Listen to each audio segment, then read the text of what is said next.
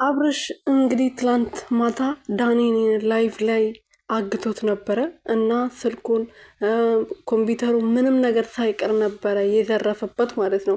እና እኔ የምላችሁ ማለት ነው ቤተሰቦቼ እንዴት ነው አንድ ሰው ላይቭ ላይ ቁጭ ብሎ 4500 ነው 6000 ሰው እየተከታተለው እንዴት ነው ሰውን ሊያግት የሚችለው? እናንተ እንዴት አሰባችሁት? ግን ድራማ መሆኑ ይሄ በደንብ አድርጎ እየታወቀ ነው። በቃ ስልኬ ስጠኝ አለው።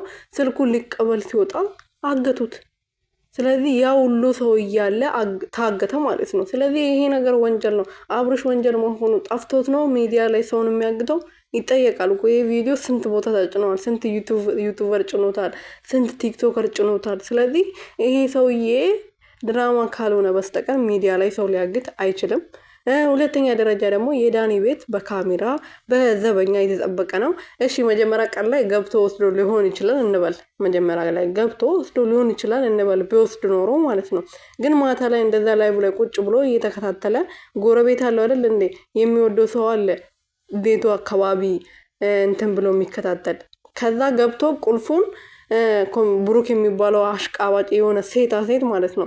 ሰላም ሰላም ቤተሰቦቼ እንዴት ናችሁልኝ? እኔ ያለው ፈጣሪ የተመሰገነ በያላችሁበት ሰላማችሁ ብዝት ትርፍርፍ ይበልልኝ። እኔ ውድና ወርቅ የሆናችሁ ቤተሰቦቼ ትላንት ማታ እንግዲህ ዳኒና አብርሽ ላይቭ ላይ ሲደባደቡ በላይቭ ላይ ተገናኝቶ አብርሽ ዳኒን አግቶታል። እንግዲህ ስልኩንም ኮምፒውተሩትም ሁሉም ነገር ተቀብሎት ማለት ነው አግቶታል።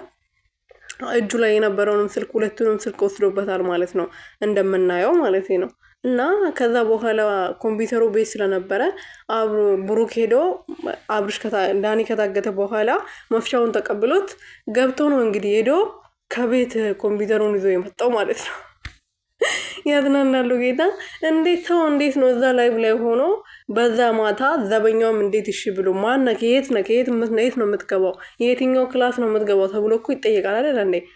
ከዛ ደውሎ ሲጠይቀው ምንድነው ያለው ብሩክ? አብርሽ ወሰድክ ወይ ኮምፒውተሩን አነሳኮ ያለው መጨረሻ ላይ ማለት ነው።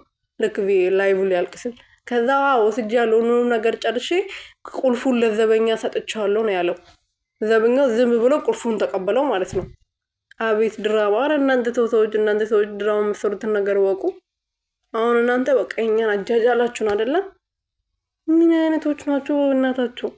ለማንኛውም ይመቻችሁ። እኔ ዳኒ አሳዝኖኝ ነበረ መጀመሪያ አካባቢ ምናምን፣ ያው ድራማ መሆኑ ሲገባኝ ዛሬ በላይቭ ይመጣል ዳኒዬ ማለት ነው። ጥሩ ምላሽ ይመልስለታል አብርሽ እርግጠኛ ነኝ። እና አብርሽም ደግሞ እንደዚህ ላይቭ ላይ እንደዚህ መሆኑ ድራማ ስለሆነ ነው እንጂ እውነት ቢሆን ኖሮ እንደዚህ አያደርግም።